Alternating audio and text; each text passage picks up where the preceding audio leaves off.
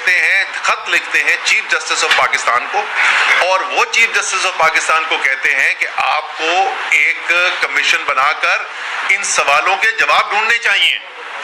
تو آئین پاکستان کا کیا کہتا ہے, آئینی ذمہ داری کس کو دی گئی ہے, وہ کیا کہتے ہیں, اس کے اندر کوئی ابہام نہیں ہے.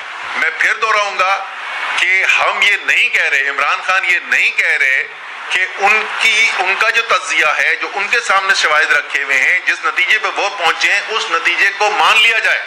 وہ صرف مطالبہ یہ کر رہے ہیں کہ قوم کا یہ حق بنتا ہے کہ حقیقت تک پہنچا جائے, اور اس کو اس تک پہنچنے کا بہترین ذریعہ, کیونکہ ہم کورٹس کی, عدالت کی بھی رسپیکٹ کرتے ہیں.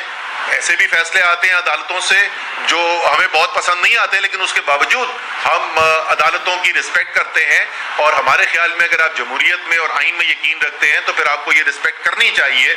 اسی اعلیٰ ترین عدالت سے یہ درخواست کی جا رہی ہے, اور آج یہ فیصلہ ہوا ہے کہ chairman P T I Imran Khan اپنے ایز تحریک انصاف کے چیئرمین کی حیثیت سے چیف جسٹس کو دوبارہ خط لکھیں گے. اس میں اس کا ذکر بھی کریں گے جو صدر نے ان کو خط لکھا ہے, اور ایک دفعہ پھر ان سے یہ ریکویسٹ کی جائے گی کہ آپ ان معاملات کو دیکھیں.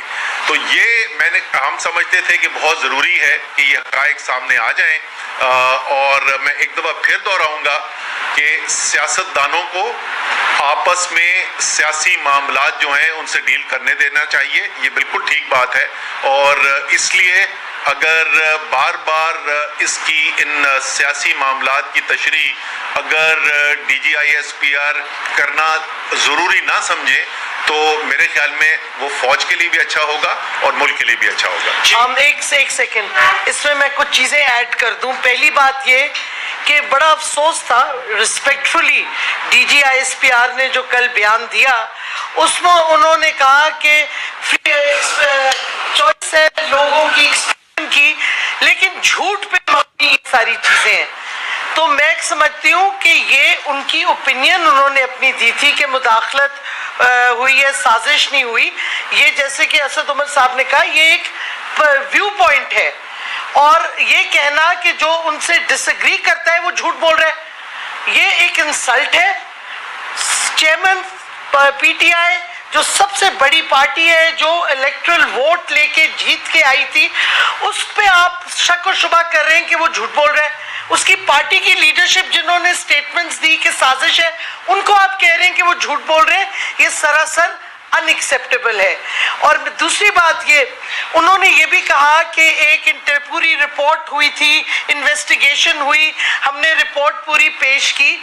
وہ رپورٹ کوئی ایسی انٹیلیجنس کی کم سے کم نیشنل سیکیورٹی کاؤنسل میں تو نہیں پیش ہوئی جدھر یہ ڈسکس ہوئی تھی, سائفر جدھر ڈسکس ہوا تھا.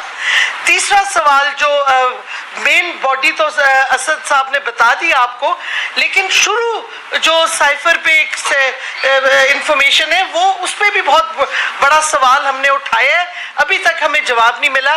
اس میں لکھا ہوا ہے کہ عمران خان کا روس جانے کا فیصلہ واحد عمران خان کا تھا, حالانکہ پوری اسٹیبلشمنٹ, ریٹائرڈ ایمبیسڈرز سے ڈسکشن, کیا کہتے ہیں, سب سے ڈسکشن کر کے کنسنسس تھا کہ وہ جائیں. تو یہ کس نے غلط انفارمیشن فیڈ کی امریکن حکومت کو کہ انہوں نے سائفر شروع اسی ایلیگیشن سے کیا.